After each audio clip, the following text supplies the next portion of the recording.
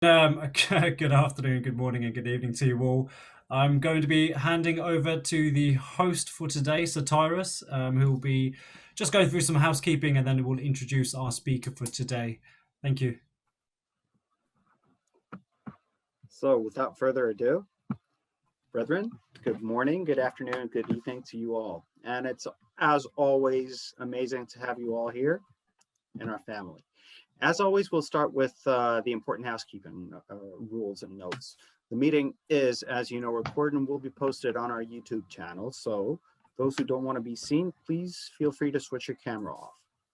To avoid any disruptions during the talk, could you please ensure that your microphones are kept on mute throughout the talk? There will be a Q&A session after the talk.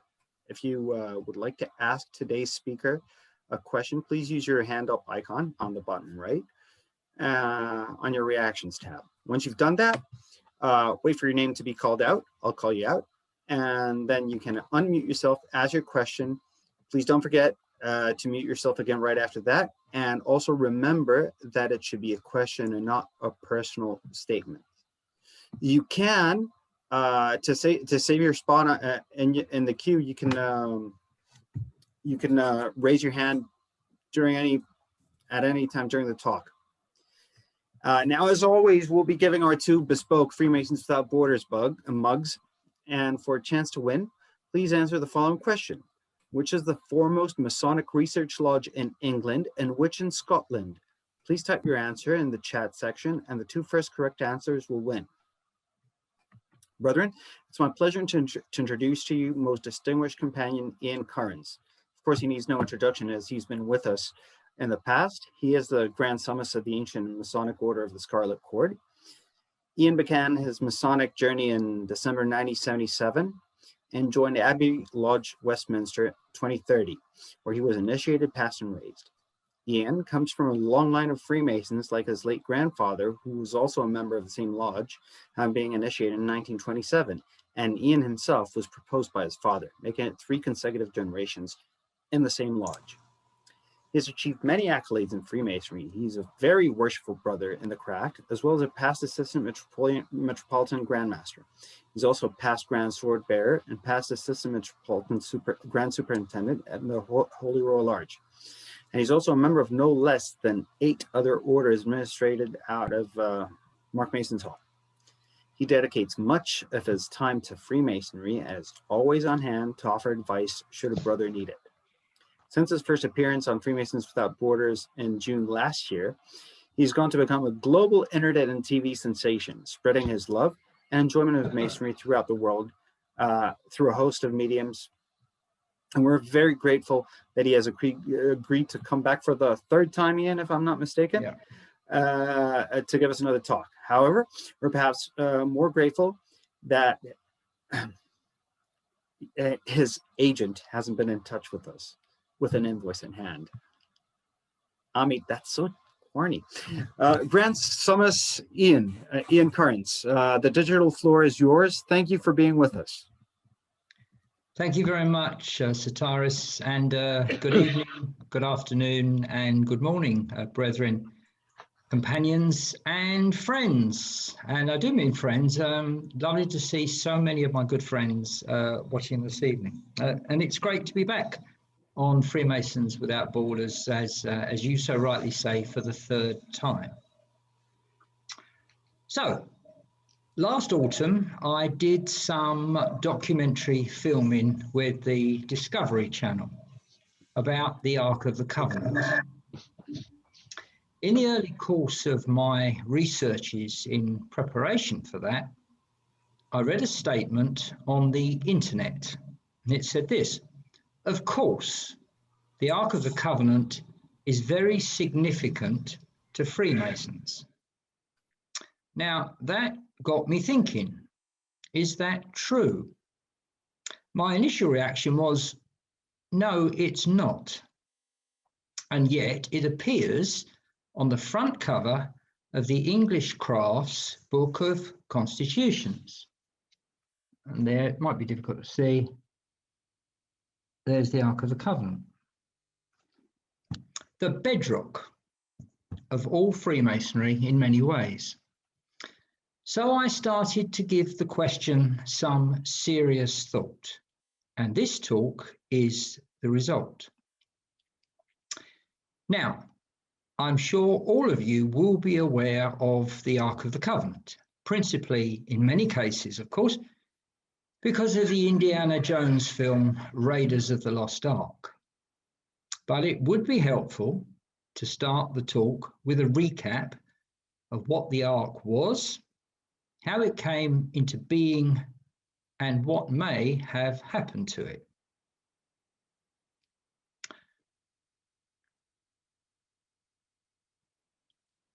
That worked well. Most of our knowledge comes from the Bible. The book of Exodus tells us that about a year after the Israelites' exodus from Egypt, Moses ascended Mount Sinai and God gave him the 10 Commandments. But God also gave him the plans for a vehicle, if you like, for those stone tablets to be carried around in, the Ark of the Covenant. It was effectively a chest made of shittim wood, a type of acacia, overlaid with gold and with a lid called the mercy seat, on the top of which were 2 cherubim. It was 2.5 cubits long, and I'm sure you know that a cubit is the length from the elbow to the tip of the forefinger. So it was 2.5 cubits long by 1.5 cubits wide and 1.5 cubits high. It was constructed by Bezaleel and Aholiab. Names that will be familiar to those of you in the Holy Royal Arch. Inside the chest, the Israelites placed the stone tablets, a pot of manna, and Aaron's rod. When Moses needed to speak to God, his words would come from between the wings of the cherubim. The ark was carried by the Israelites during their 40 years in the wilderness.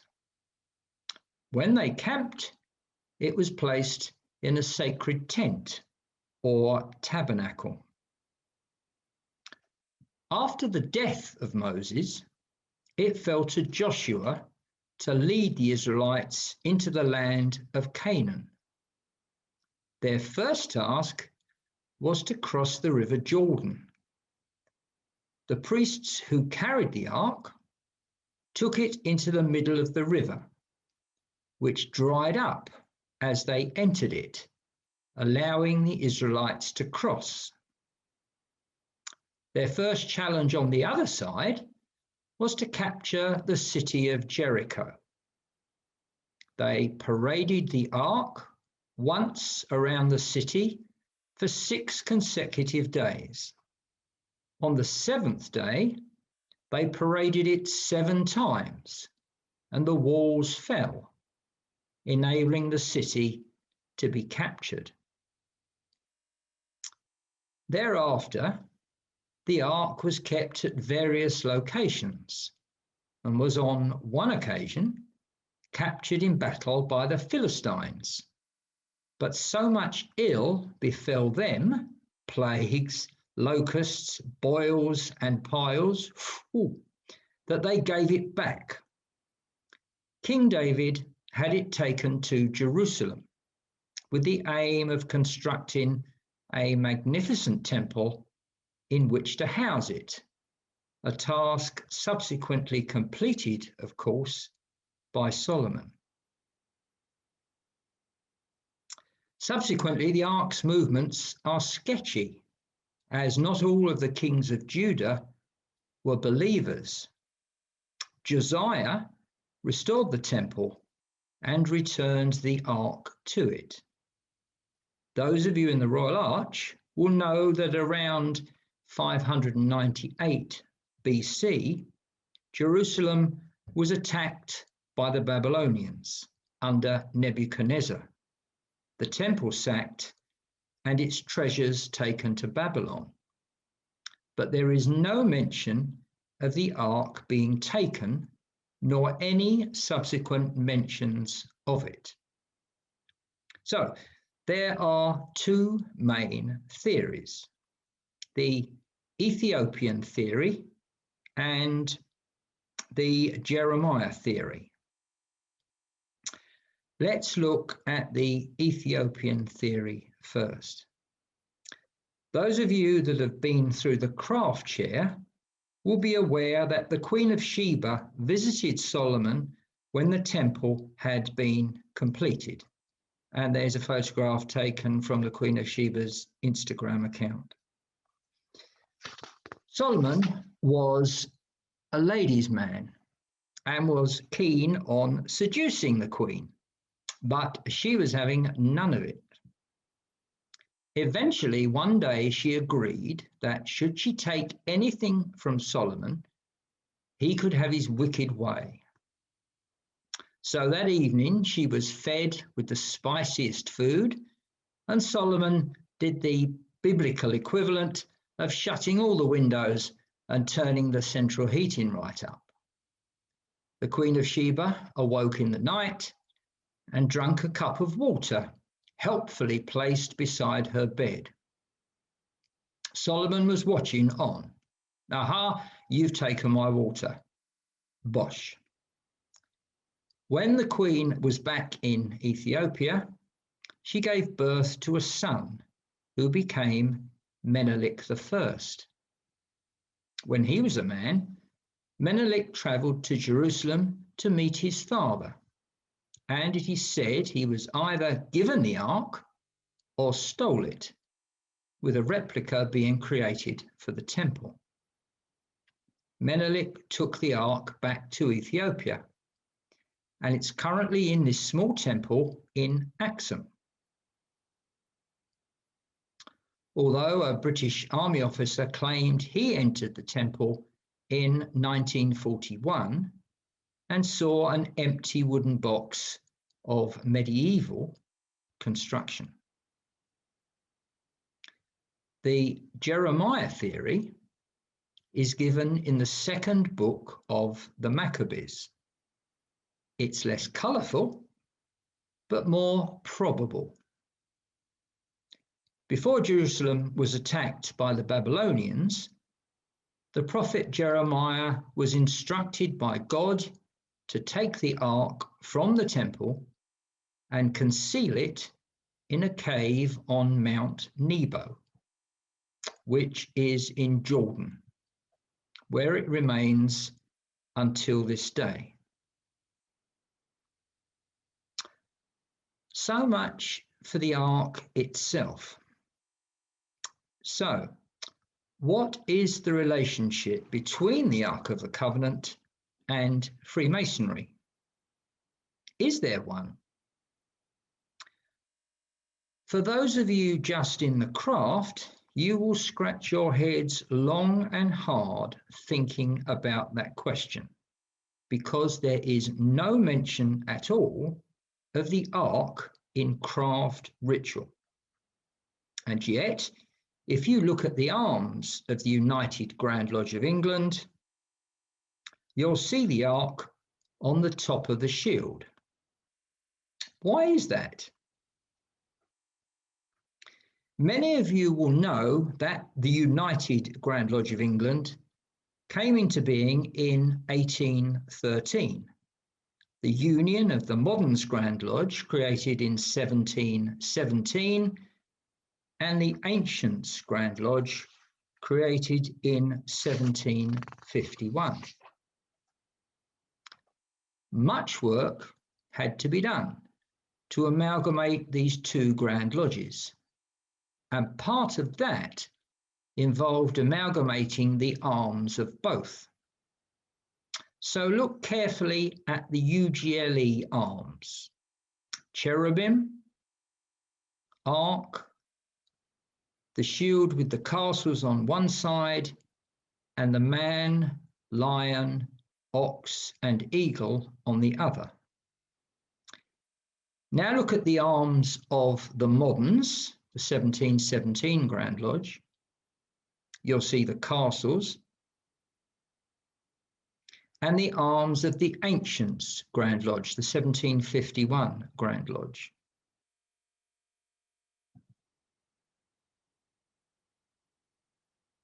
The man, lion, ox, and eagle, the cherubim, and there on the top, the ark.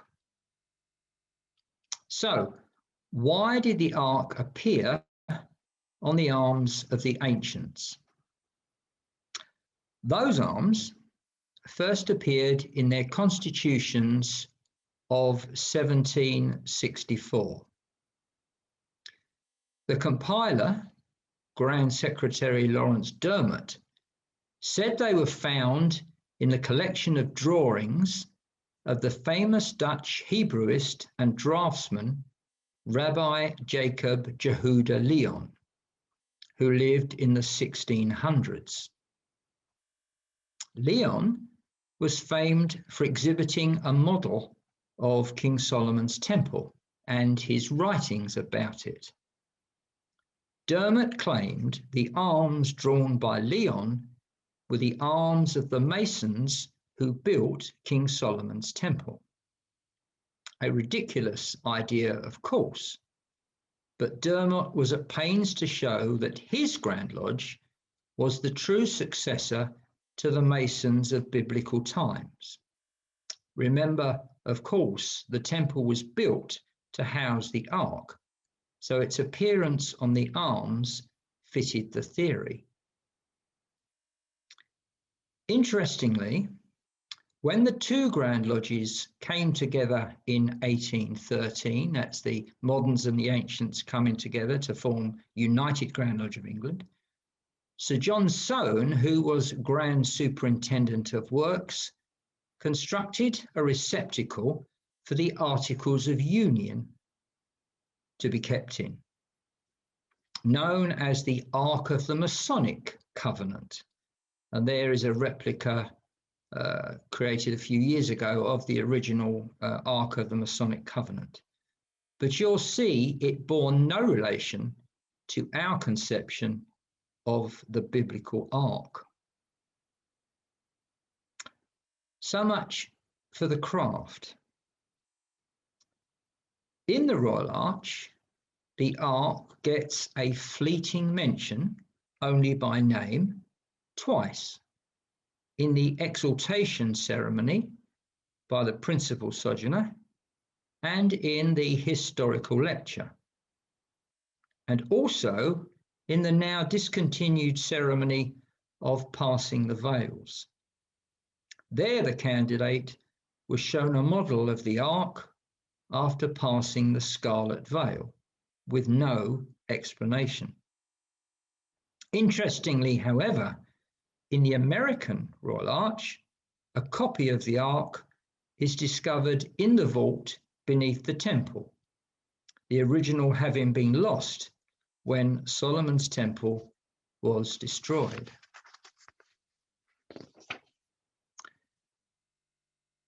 And talking about the vault leads us on to an order where the ark is highly significant, the Order of Royal and Select Masters. The idea of a vault beneath Solomon's temple dates first from around 400 AD, when the Byzantine scholar Philostorgius wrote that in around 360 AD, during the rebuilding of the Second Temple under the Roman Emperor Julian, there was an earthquake and the entrance to a vault was discovered. This legend was repeated and expanded over the years, latterly by Oxford scholar Samuel Lee in 1659. Some 60 to 80 years after Lee's writings, when new Masonic degrees were being almost frantically composed, especially in France, this idea of an underground secret vault beneath the temple's Holy of Holies would have been very enticing. We've already mentioned the Royal Arch, and especially the American Royal Arch, where a copy of the Ark is found in the vault. In the order of Royal and Select Masters degrees of Select Master and Royal Master, we learn how and why this vault was said to have been built, and why a copy of the Ark was placed in it. The degree of Most Excellent Master describes the dedication of the temple itself and the placing of the original Ark within it. The Ark of the Covenant also makes an appearance in the 4th, 5th, and 6th grades of the ancient and Masonic order of the Scarlet cord. The 4th grade, describing in detail the Israelites crossing the Jordan and capturing Jericho. The 5th, expanding on the concealment of the Ark by Jeremiah prior to the destruction of Jerusalem by the Babylonians, while the 6th grade is a somewhat fanciful story of the Ark coming to the assistance of the Jewish freedom fighters, the Maccabees, 150 years before the birth of Christ. So, we've learnt about the Ark itself and what depiction there is of it in Freemasonry. But in conclusion, when we look at our copy of the Book of Constitutions and see the Ark of the Covenant, does it have a true significance for us as Freemasons beyond the superficial? I would argue it does, for 3 special reasons. First, it represents God's covenant with us and all people. Second, it reminds us to live by the 10 commandments which it contained. Third, it draws our attention to King Solomon's temple, which was built to house it, the central allegory of the whole Masonic structure, whereby we in our day don't build real temples, but attempt to build ourselves into better people. Thank you for listening. Thank you, Ian. Brethren, now's our usual Q&A session. So Othman is the only one to have his hand up so far. Othman. Thanks very much, Ian. By the way, you are the great friend. That's what Siddiqui mean, friend. And what do you say about the theory that when they studied the description of the Ark Covenant, the kind of wood and the thing that needed for it to be cut and shaped does not actually exist in Sinai. That wood does not grow in Sinai. So, and the other theory is Moses couldn't have come down the hill carrying 10 tablets. It would have killed him. I think it was 2 tablets with 10 commandments on. 2 tablets is still, that's 20 kilos. Is it? Yeah. Yeah. Yes. But the true original of the Ark and what's inside it is what the Jewish people think is that it is the Torah, the reading and the teaching. And that should be available in a little box or in the synagogue in the cabinet. Yes, that's right. Yes, I know that. Yes. Yeah, So I know that. That's more of the story. Because there's a lot of things we didn't know. We thought that it was the 12 tribe of Israel that crossed the river Jordan to fight Jericho. It's only 3 of the tribe that crossed the river. The rest went back to Egypt, one gone somewhere else.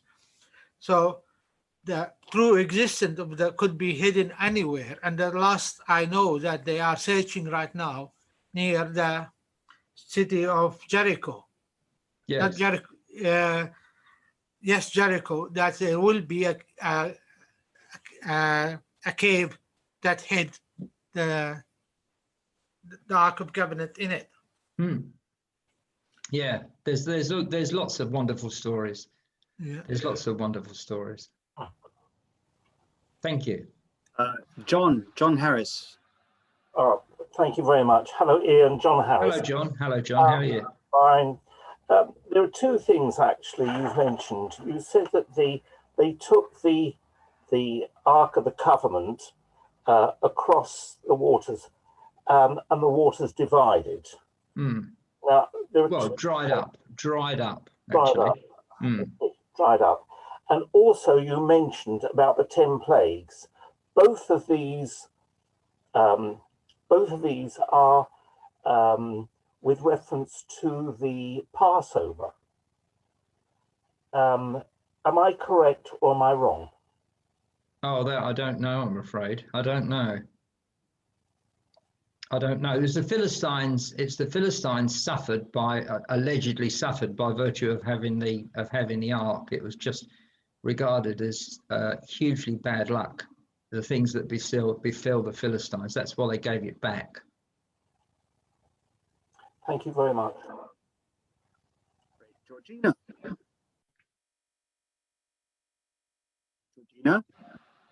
Sorry, yes, I guessed you saw me. Yes, it does refer to Passover. And I actually thought the parting of the sea was after the 10 plagues, not before the plagues, because they said, let my people go. And they said no. So they gave them a plague and another plague and another, and so on and so forth. And then they left. And that's when it parted for them to pass through. So that was that was the Red Sea, wasn't it? That was the Red Sea you're talking about, aren't you? This is the crossing the Jordan, which happened afterwards.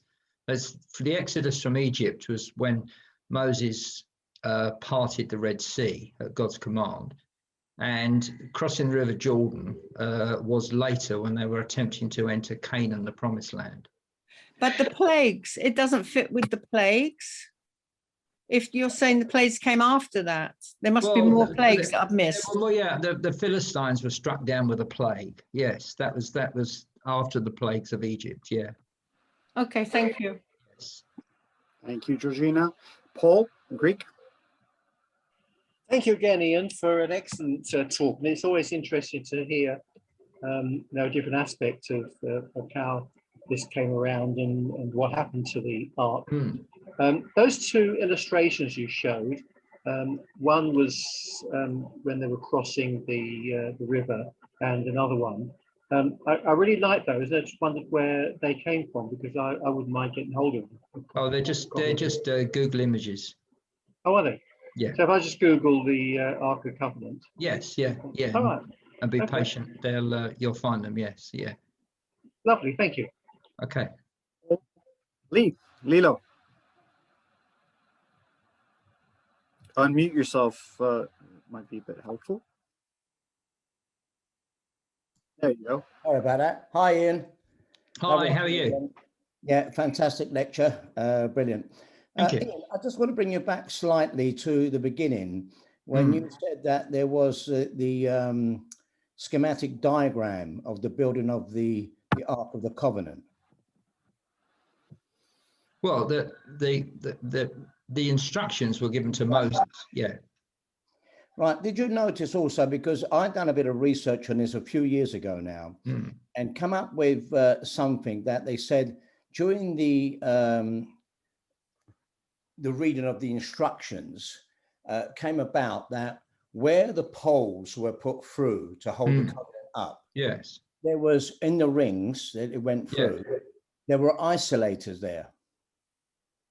Oh, there's this theory that it's a kind of kryptonite. Yes, something. Yes, there. Yeah, that's another theory, isn't it? Yes. Yeah. Yes, So that's that's right. another thing that can't be really ruled out, but you know, it's quite interesting that the Philistines gave it back because they must have looked inside the box or whatever it was, and there wasn't what they, you know, wanted to see in it. Yeah, So no one's really said that that doesn't exist or exist, and you know, but yeah, that's all I wanted to really know about that. Ian, thank you very much. Yeah, well, I mean, the Israelites at times kind of almost used it, not exactly as a weapon, but they used it, you know, carrying it at the front of their armies. It's probably more. The significance was probably that it would strike fear into their opponents rather than it would actually strike people down. But it was an interesting way of using the Ark of the Covenant. But So having the battle, because they did carry it into battle before them. Yeah, but having the isolators there would probably signify that the actual body of the box had metal contacts on it, some sort of, you know, whether it was bronze or you know, something like that, to stop them from getting shocked. Yes, possibly, yeah, because I mean, again, there is another legend that somebody touched it. They were instructed not to touch it, and somebody did, and was effectively frazzled. Yeah, so that's all part of that's all part of the myth, isn't it? That's absolutely right. Yeah. Lovely. Thank you very much, Ian. Hey, thank you. Thank you, Lilo. Talib.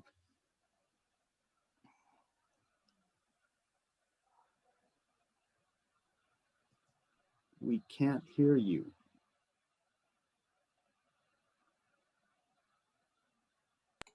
So Tyrus, do you want to just call him out once more? Yeah, he's unmuted himself. I think he's heard us, but there might be a problem with his mic. Talib, can you hear us? It's not working, yeah. Do you want to log off and back on? It happens to me sometimes. We'll let you in, and we'll give you right away, straight away. So, Philippe, do you want to go ahead until Talib sorts his tech glitch? Sure, if you let me. Yes, sir. It's your turn. Thank you. A great lecture, Ian. I wanted to circle back about that touching of the Ark. Do you think there might be some more symbolic interpretation of someone skipping the initiation steps, not being ready to uncover, let's say, those higher spiritual knowledge or whatnot? Do you think there's more symbolism to it rather than electricity? Thank you. Well, it's an interesting, but I mean that touch in the Ark is not mentioned. Is not mentioned at all in any Masonic degree of which I'm aware. So, but I mean, it's like many things. You can find symbolism in so many things, can't you? That maybe other people don't see. Just, I mean, not touching the Ark, you could look at it as you know, symbolizing the respect and the respectful distance you should keep from God, treat the reverence that you should treat him with. I mean, you could use that symbolism. So yeah, I think, as I say, there's so many different types of symbolism. So much you can read into all Masonic artifacts and paraphernalia that we use, can't you? That's I suppose one of the beauties of it, isn't it? There's so much you can read, and everybody can find something for themselves. Yeah, exactly. I was just going to say that the same. Thank you. Thank you, Philippe. Howie Rosvalino. Yes, hello, sir. Hi, brother. Yeah, wonderful spoken. I would like to know about like your knowledge when you mentioned about the Queen of Sheba, because she's like the only queen mentioned that was like that had like a certain relationship with with King Solomon? Well, I mean, certainly in the craft, she's, I think she is the only, I think we've discussed this before on here when we're talking about women's, like the mention of women in well, certainly in English Freemasonry. I think the Queen of Sheba is the only woman mentioned in any of the craft ceremonies. Yes, So- because if you read that piece more, Yeah. because Sheba is also like a place, and Yes. then, Yeah. and then he always donated gold, shiploads of gold from the land of Ophir. Yeah. But I mean, that's an interesting question. Certainly, I mean, somebody will remind me of where a woman appears in other Masonic ceremonies, but certainly. Do you know the origin of Ophir or Sheba? Well, I mean, it's just a historical fact, if you like, isn't it? But certainly in the first grade of the Scarlet Cord, as many people will know, Rahab, who assisted the Israelites to capture Jericho, hid the spies, is mentioned in the first grade of the Scarlet Cord. Ruth, from the biblical book of Ruth, who married Boaz, is mentioned, is a central character in the second grade. So there aren't, as far as I can think, there aren't many references to women in certainly in English Freemasonry.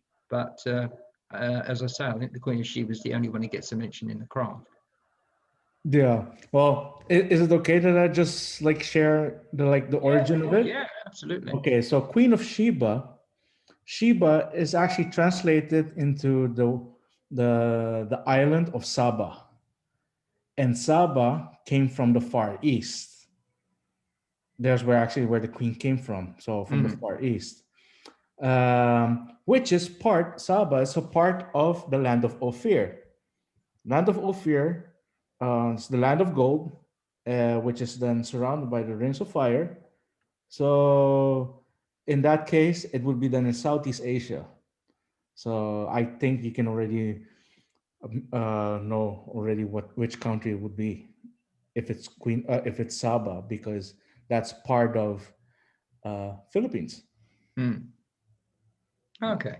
Yeah. Well, Thank you. That's an Thank you knowledge very that I much. could give out. Thanks. Thank you.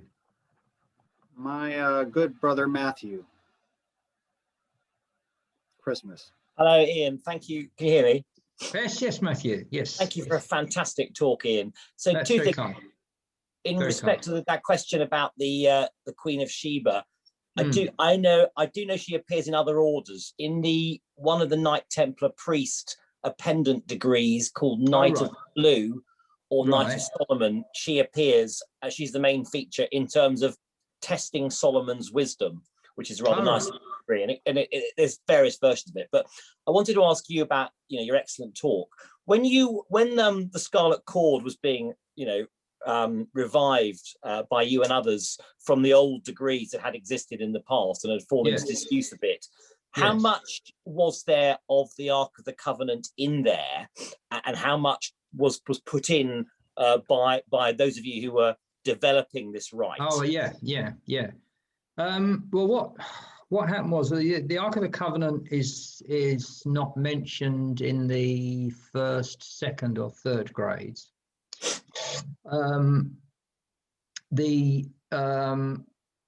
But we had a remnant. The fourth grade had disappeared. Nobody knew exactly what the fourth grade. There was no copy of the ritual or script for the fourth grade, but there was a few remnants which led us to believe that the fourth grade had originally been about the Battle of Jericho, because there was some questions. Before the Battle of Jericho, Joshua met the captain. On the eve of the Battle of Jericho, Joshua met the captain of the host before the battle. And so the fourth grade appeared to be, the intention apparently was that the fourth grade would be, that was our understanding, would be about the Battle of Jericho. So we looked at, if you like, a what would be a dramatic reenactment of the Battle of Jericho. and that would be the Ark of the Covenant and the Israelites crossing the River Jordan and picking up. A nice story is what they did. But as they crossed the River Jordan, they picked up 12 stones from the bottom of the river, and they set them up in a kind of a mound to remind their later members of the faith of how they crossed the river. So that and then the Jericho story. Everybody knows the Jericho story from, you know, Joshua fought the battles of Jericho and the walls came tumbling down. Everybody knows the story. So it did seem that this was going to be a good story which we could enact. So we bought a large Ark of the Covenant from America. And it cost something like about £8,000 at the time. It was extremely expensive. And it eventually turned up at Mark Mason's Hall. So we incorporated it significantly into the 4th grade ceremony and it's still used. Well, actually, we use a smaller version now because that one was just too big to carry around, really. You needed about 4 Arnold Schwarzeneggers to carry it around. So we've got a slightly smaller one now, which is just for practical purposes. But having bought this thing, the 5th grade and the 6th grade weren't in existence anymore. And I remember a conversation. Roy Levers phoned me up. He was very involved with the ritual with me, and he said, "We've got this thing. We spent £8,000 on it. We need to use it in other grades." So I looked at all the various aspects of Freemasonry that I was aware of, where the Ark of the Covenant makes an appearance, and it struck me that one of the areas which hadn't been discussed in any other degree or grade was what happened to the Ark. And I didn't think it would be appropriate to write a Masonic degree about the seduction of the Queen of Sheba by King Solomon, although that would have, I suppose, been interesting. And I'm not sure whether we could have got one of Mark Mason's Hall staff to play the part of the Queen of Sheba. That's another story. So the Jeremiah stories seem to fit very well because there's a very fleeting mention of Jeremiah in the Royal Arch, which just, you know, as was foretold by the prophet Jeremiah. He gets mentioned, but that's the only mention. So the Jeremiah stories seem to fit in well. And then, as I say, the 6th grade, it was a question of a fanciful interpretation of how the Ark may have assisted the Maccabees to triumph in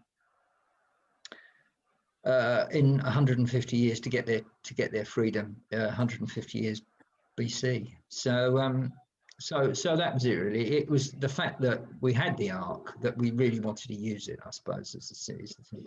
In a meaningful way, not just that explanation sounds a bit trite, but it was important we had it, we needed to use it, we needed to use it in a meaningful way, and I think that's what we did. Thanks, Ian. That's for that historical background, but also I've heard they're fantastic ceremonies. So thank you, and thank you for doing that. Really appreciate all the work you put in. Thank you very much. Thank you very much, Matthew.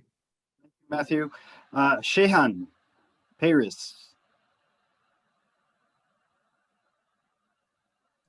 Hello, Shehan. Good evening, brother. Hello. Hi. Thank you so much for the lovely lecture. It was very informative. Thank you. Very thought-provoking, actually. There was one thing particularly that got my attention. Actually, the fact that you mentioned that they take the ark to the wall, and they were carrying it in front of them. At one point in a discussion, I heard, I can't remember if it was you who mentioned or one of the other brothers, that this was more like something to create a little fear in the enemies. Yeah, I've heard a similar instance, I'm from Sri Lanka, so we have in our history we have what is called the tooth relic of Lord Buddha, and that is considered like a sacred relic. So there was one famous war between two kings in our country, and the one who was in charge of the sacred relic is believed to have taken the relic also to the war. And I feel that it may have also been a symbolic, how would you say, like a blessing, since most of the people in his side who was fighting as his team were primarily Buddhists, and also not just to create fear in the others, but as a symbolic depiction to show that blessing is with us, or the Lord is with us. Yeah, absolutely, something like that. Yeah. And also they believe that there's a power that because in our country there's a little belief that the one who holds the relic holds the power. Yeah. So it's like No, I think that's absolutely right. I think it gives confidence it gave confidence to the Israelites because they believed that God was with them, because they had this what had been originally a communications device, if you like, between God and Moses. They had that on their side, so it gave them confidence, and the idea was that it would also strike fear into their enemies. I mean, I suppose it's. I mean, sometimes these things are built up, aren't they? You know, these wonderful effects that these things can have are built up just to put fear into the heart of your enemies. You know, there's you know, the idea that it can do this, it can do that is promulgated.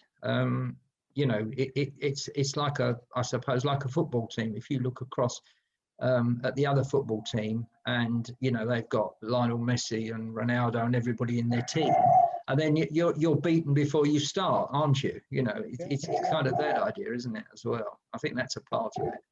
And also for those who actually believe in it, it is a symbolic reference to the fact that their Lord or their idol really existed. Yeah. Great. Thank you, Shayhan. Thank you very much. Thank you. We'll go into the last 4 questions, and it's 4 only because Talib raised his hand again. Talib, have we managed to solve your tech glitch?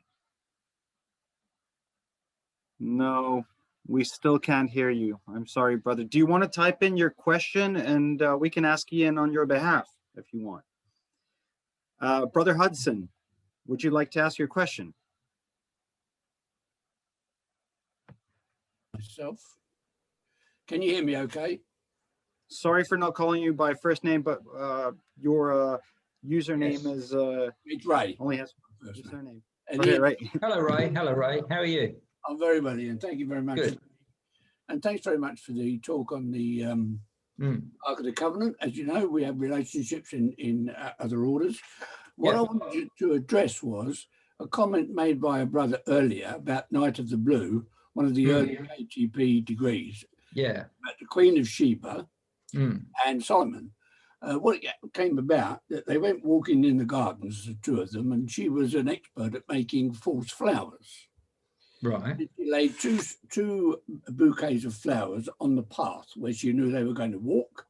One that she had made herself, they were lilies, and a bunch of real lilies. And she said to Solomon, I've heard about your wisdom.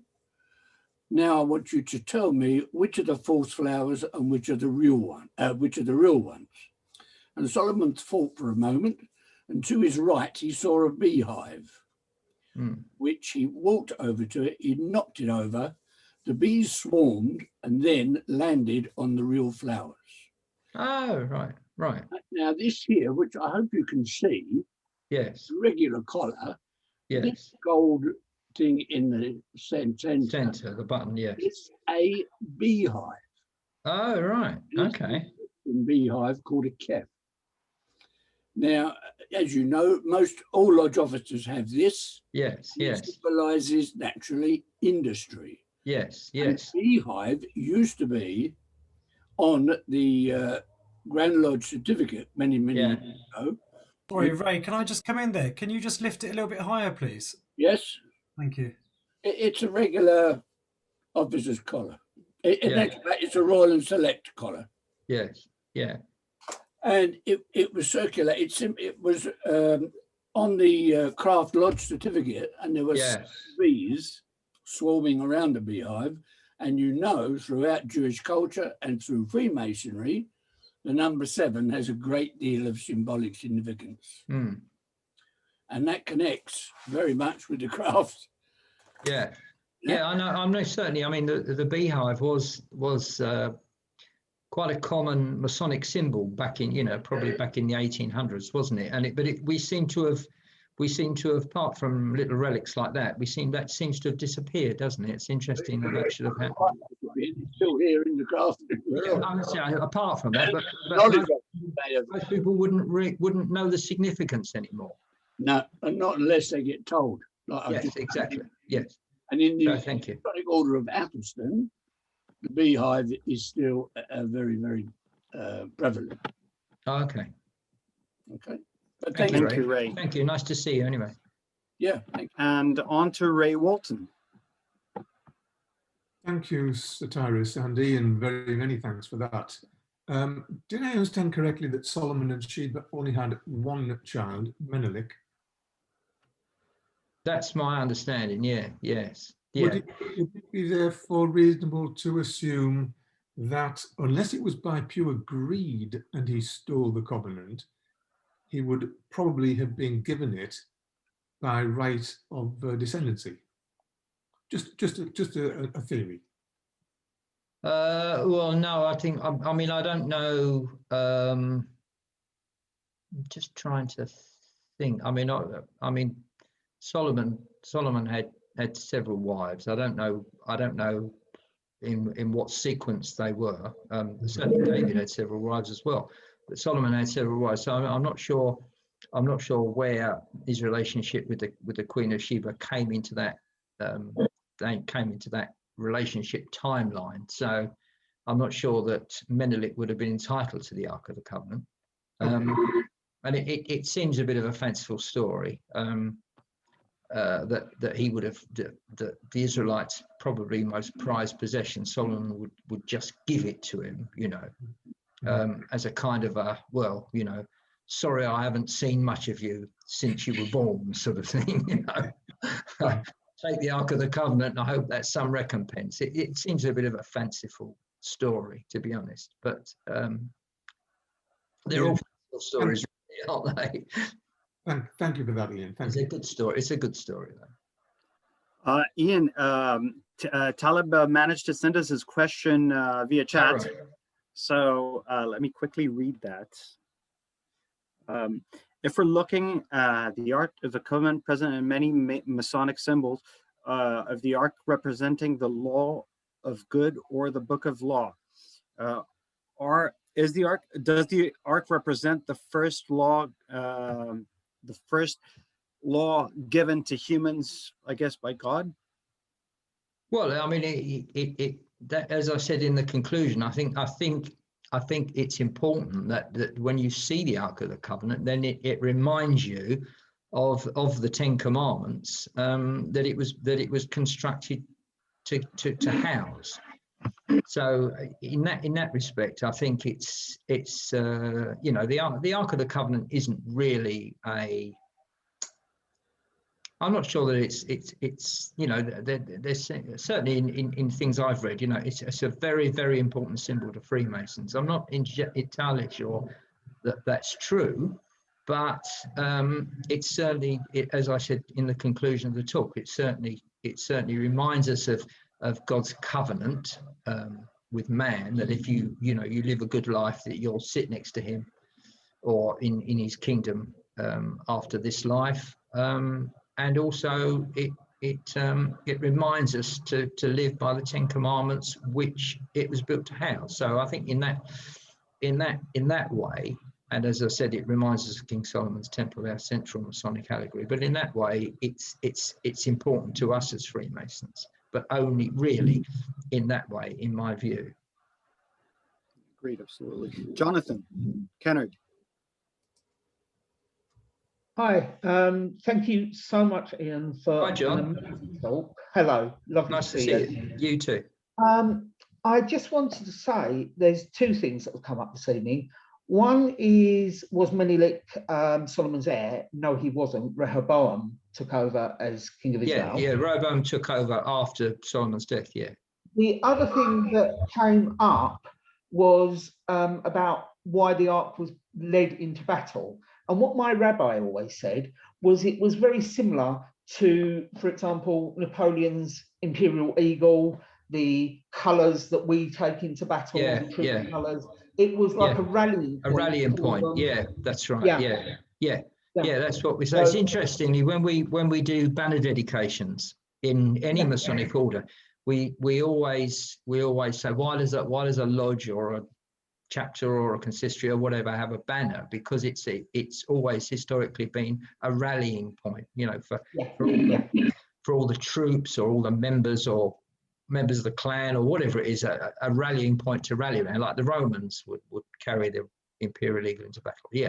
So it's an important, it was probably again an important rallying point as well. So that's my statement. My question is, what do you need to be qualified to join the Scarlet Cord? You need to be a member of the Order of the Secret Monitor.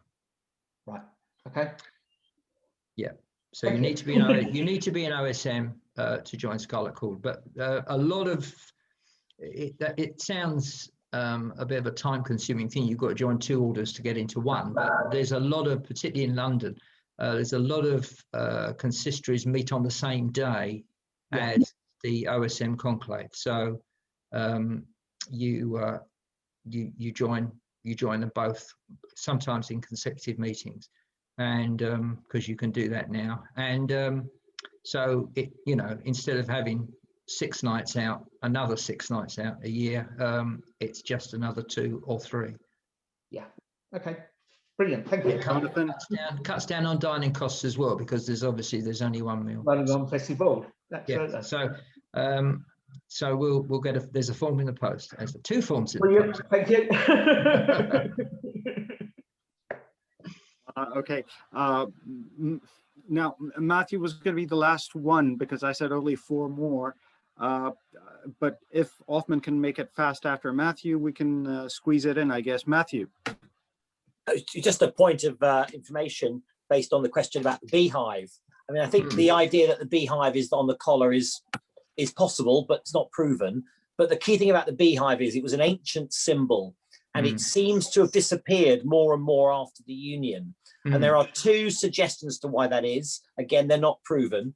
One is that it was Napoleon's symbol, the bee, and that he, of course, was seen as being, you know, the enemy of all order, and so it was out of fashion there. But I think probably more likely it was being adopted by friendly societies and even by which became some of the early trade union movements.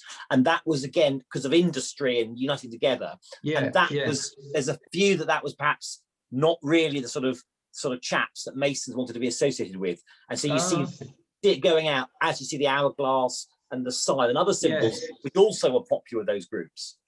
That's just some of the theories that are out there.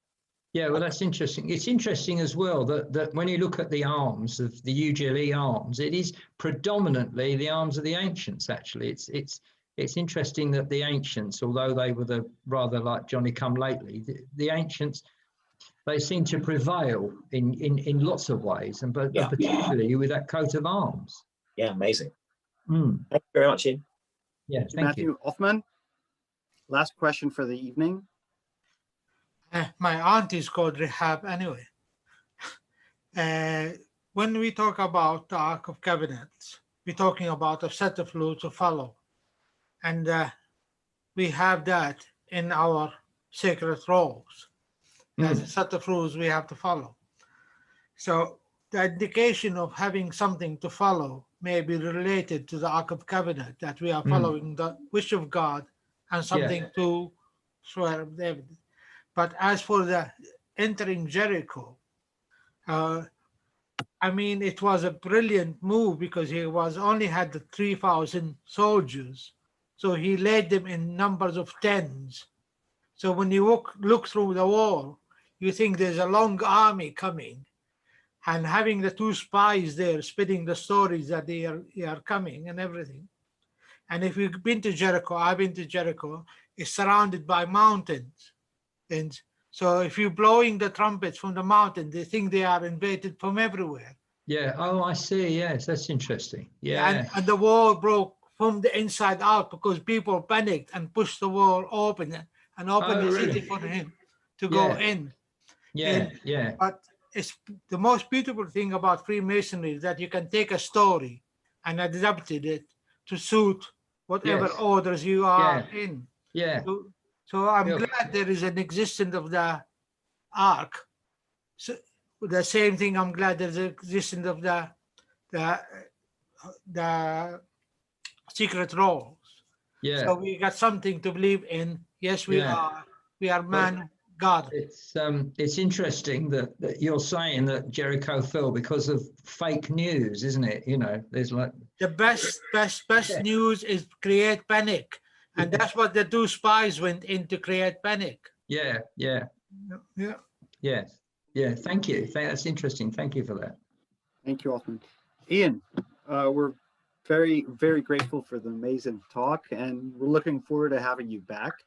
Thank you. And I have to say, you've got me very much interested in joining at some point. Good. Excellent. Thank you very much. I'm really pleased. Brethren, excuse me, sorry. I get good commission on every recruit, you see. So yeah, of course. Just joking. At least 50 quid, you know. Just okay. Now, brethren, next week we'll have our worshipful brother Carson C. Smith speaking to us about Freemasonry and the Rosslyn Chapel. He's a Masonic author and he's researched well on the subject, and it should be a very interesting talk. Also, I'd like to announce our winners for the mugs. Even though we had some repeated winners, so we had to skip through some brothers that have already won their mugs. Brethren David Wemmis and Ian Tuff won the mugs for the evening. I have their addresses and they will be dispatched as soon as possible. Once again, Ian, thank you very much. We're grateful. Thank you, everybody, and looking forward to having everybody back next week. Have a great evening, morning.